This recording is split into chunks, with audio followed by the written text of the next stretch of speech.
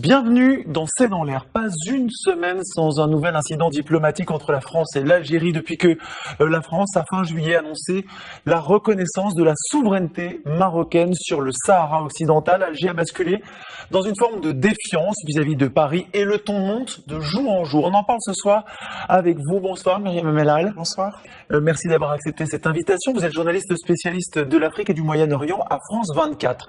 On va commencer, si vous le voulez bien, par le dernier épisode en date. C'était en début de semaine.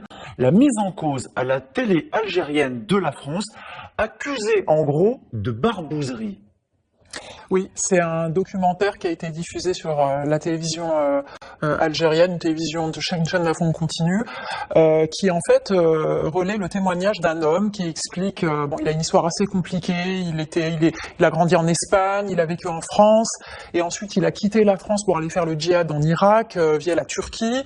Il a été blessé et il est soigné en Turquie, et à ce moment-là, il est approché par les autorités espagnoles et françaises pour le renvoyer en France pour faire une peine de prison, et il choisit son autre nationalité, la nationalité algérienne, et donc il est extradé vers l'Algérie où il purge une peine de prison, et c'est à partir de sa sortie de prison qu'il est contacté par Artemis, donc l'organisme qui est censé aider à déradicaliser, et via Artemis, selon ce documentaire, la DGSE entre en jeu pour essayer de le détourner. Alors l'accusation est grave, hein. Cet homme dit en fait qu'il a été recruté pour le compte de la DGSE et qu'il était chargé de constituer un groupe d'anciens terroristes pour déstabiliser le pays. Absolument, c'est très très grave, c'est une accusation qui est très grave, et c'est pour ça qu'on se rend compte qu'on atteint un niveau de tension entre les deux pays qui est très important. Alors en tout cas, le ministre français des Affaires étrangères a dû réagir à ce documentaire. Jean-Noël Barrot a qualifié dimanche dernier de fantaisistes les accusations de déstabilisation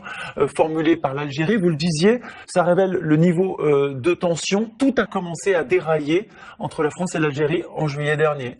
Absolument. En revanche, c'est pas la première fois que la DGSE est accusée. Il y a eu l'affaire Amira Bouraoui. Souvenez-vous, cette militante franco-algérienne qui avait lutté pendant la période du Hirak, donc du mouvement de contestation, qui avait été condamnée en Algérie. Elle avait une interdiction de quitter le territoire. Elle a été exfiltrée par la Tunisie via l'ambassade de France, puis est arrivée en France. Et c'est à ce moment-là que l'Algérie a rappelé son ambassadeur pendant 3 mois. Il n'y avait pas d'ambassadeur. Et il y a eu une deuxième accusation, mais pas directe, via la presse, proche du pouvoir, qui accusait la DGSE d'avoir fait une réunion avec le Mossad et le Marzen, donc les services marocains, à Tel Aviv pour comploter contre l'Algérie. Et c'est la 3e fois, mais cette fois, comme vous l'avez dit, les accusations sont vraiment très graves. Et évidemment, depuis juillet, donc depuis que la France a reconnu la marocanité du Sahara occidental, et en tout cas soutient le plan marocain, eh bien, les tensions sont vives, l'ambassadeur est rappelé, et il n'y a pas d'ambassadeur depuis 6 mois, et c'est un record. Et la visite officielle du président Tebboune prévue pour l'automne a été reportée définitivement. Pour l'instant, on n'en parle plus. Voilà, on n'en parle plus. Est-ce que il faut faire aussi un lien entre cette tension-là et ce qui est en train de se passer à Gaza ou pas? Ou est-ce que ça n'a aucun lien? Il y a un lien, il y a forcément un lien. On peut pas dissocier les relations franco-algériennes du contexte international. L'Algérie a dans son ADN une aversion contre le colonialisme et considère que les Palestiniens subissent le colonialisme. Récemment, on a vu la visite de Cyril Ramaphosa à Alger, le président sud-africain, qui a parlé devant le Parlement et qui a évoqué la question du Sahara occidental et la question palestinienne.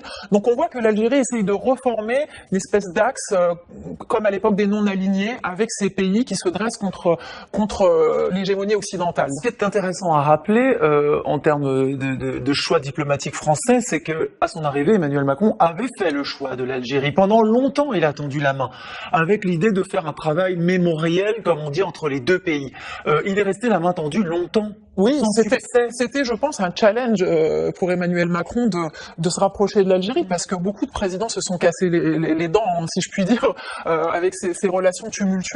Avant même, en étant candidat, il avait parlé de crimes contre l'humanité en parlant de la colonisation, et il a fait des gestes qu'aucun président français n'a fait, mais évidemment, ça n'a pas pris, et ça a continué à se dégrader au fur et à mesure. Alors la colère d'Alger, elle est aussi tombée comme un coup près avec l'arrestation de Boualem Sansal, écrivain franco-algérien incarcéré en Algérie depuis mi-novembre pour atteinte à la sûreté de l'État.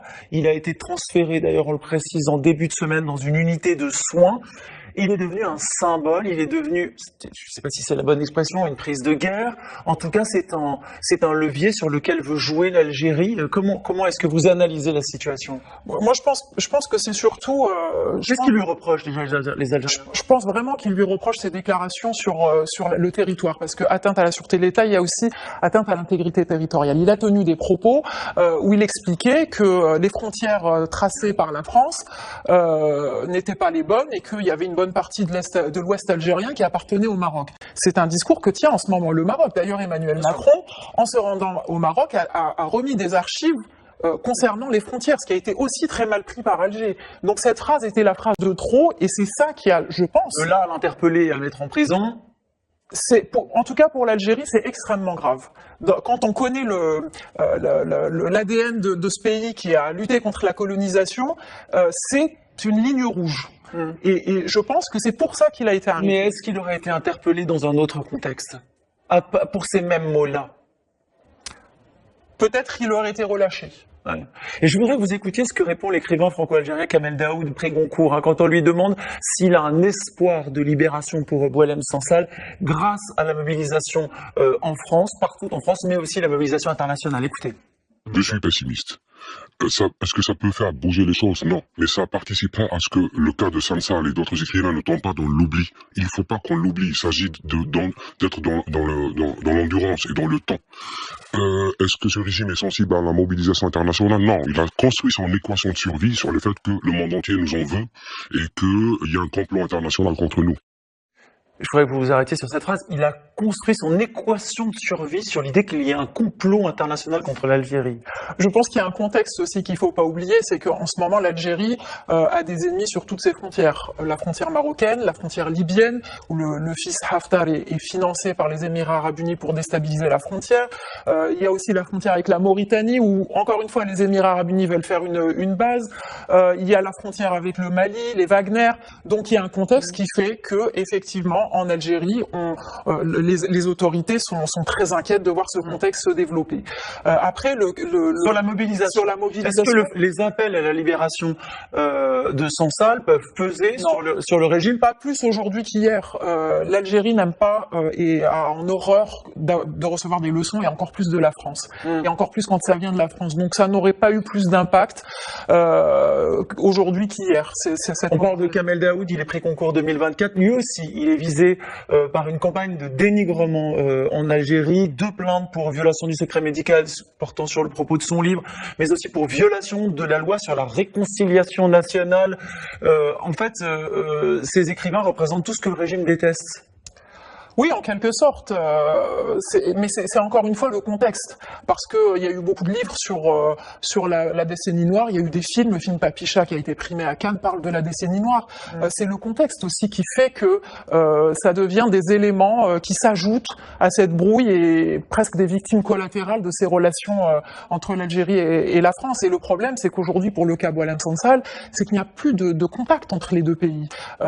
J'ai eu quelques informations sur ce qui se passe en ce moment en Algérie, notamment au mois de juillet. Il y avait très peu d'échanges, uniquement des échanges vitaux sur la sécurité, notamment pendant les JO, mais très peu de contacts. Il y a toujours une collaboration entre les services, notamment sur la question du terrorisme avec les Algériens. Ça, c'est fini? En tout cas, c'est réduit au pur échange vital concernant la sécurité, alors qu'en 2022, Emmanuel Macron s'était affiché, lorsqu'il était en août à Alger, avec le patron de la DGSE, Bernard Hémier, et ses homologues algériens lors d'un déjeuner dans la résidence présidentielle de Zeralda. Ça peut aller, Myriam Amelal. Là, on a atteint vraiment un niveau sans précédent. Et comme il n'y a pas de contact, et que très peu en tout cas, il y avait, je crois, Raffarin qui avait été mandaté pour faire une médiation, mais pour l'instant, il n'y a pas de médiation, il n'y a pas de contact en coulisses, donc on se demande jusqu'où ça peut aller, et comme il y a des affaires qui se rajoutent au fur et à mesure, on craint vraiment l'escalade. Et on peut dire qu'il y a une rupture diplomatique, elle n'est pas actée, mais il n'y a pas d'échange, il n'y a plus de contact entre les deux pays. Merci beaucoup, Myriam Amelal, d'être venue sur ce plateau. C'est dans l'air se poursuit avec une émission ce soir consacrée à une hausse de tarifs, le tarif des mutuelles qui va augmenter en moyenne de 6%. On en parle ce soir parce que c'est l'ensemble du prix de la santé qui semble désormais flamber. À tout de suite. إلى هنا إخواني نكون قد وصلنا